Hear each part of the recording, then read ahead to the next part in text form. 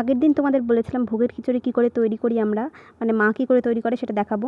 দেখো এখানে আলু দম হয়ে গেছে, আর তারপরে আমরা খিচুড়ি বসাবো। সবার প্রথমে যে সবজিগুলো তোমরা নেবে, যে কোনো সবজি তোমরা নিতে পারো যেগুলো তোমাদের পছন্দের।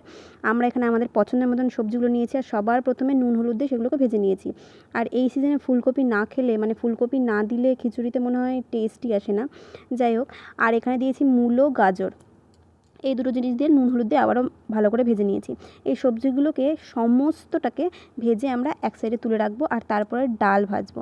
এখানে মুগ ডাল ইউজ করা হচ্ছে, মুগ ডালটা দিয়ে খুব ভালো করে ভেজে নিতে হবে, একটু লালচে লালচে হবে সেই পর্যন্ত ভেজে নিতে হবে। এইবার কড়াইয়ে অনেকটা তেল দিতে হবে, সর্ষের তেল অবশ্যই। আর সেই তেলে আমি অনেকগুলো লঙ্কা ভেজে নিল। এই লঙ্কাগুলো পরে কাজে আসবে, কি করব সেটা পরে দেখাবো।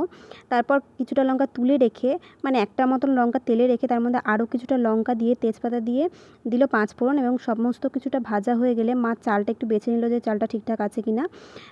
চালটা বেছে ধুয়ে নেওয়ার পরে একসঙ্গে চাল, ভেজে রাখা ডাল, আদা লঙ্কার পেস্ট দিয়ে দিল এখানটায়। এরপরে নুন দেবে, হলুদ দেবে, আর হলুদের পরিমাণটা একটু বুঝে দেবে, একটু বেশি পরিমাণ লাগে হলুদ। তারপরে এখানটায় দিলাম তেজপাতা, মানে মা দিল, আমি দিলাম বারবার বলে ফেলছি। যদি ভুল ত্রুটি হয় একটু দেখে নিও, একটু মানিয়ে নিও তোমরা। আর তারপর ভেজে রাখা যে সবজিগুলো ছিল সেগুলো দিয়ে দিলাম। এরপর দেখো মা শুধু নেড়ে চেড়ে যাবে, মাঝে মধ্যে একটু নেড়ে চেড়ে দিতে হবে। সমস্তটা দেখানো যায়নি কারণ ভিডিওটা তো অনেকটা শর্ট, তার জন্য দেখানো যায়নি। এরপর আমি একটা স্লো মোশন করার চেষ্টা করেছি, জানি না কেমন হয়েছে। এখন দেখো অনেকটা সেদ্ধ হয়ে এসছে, প্রায় 20-25 মিনিট পরে এটা।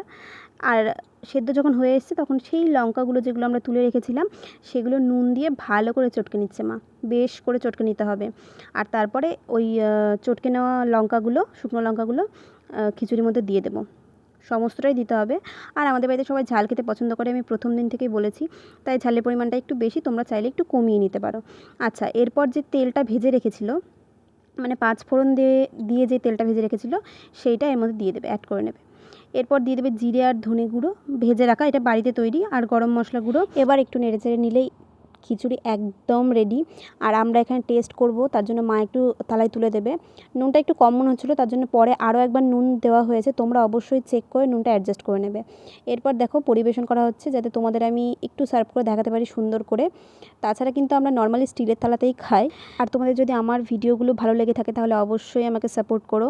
আর আজকের এই অসাধারণ কম্বোটা কেমন লাগলো সেটাও জানিও, আর এইরকম কারো ইচ্ছা হয় কি না সেটাও কিন্তু জানাতে হবে।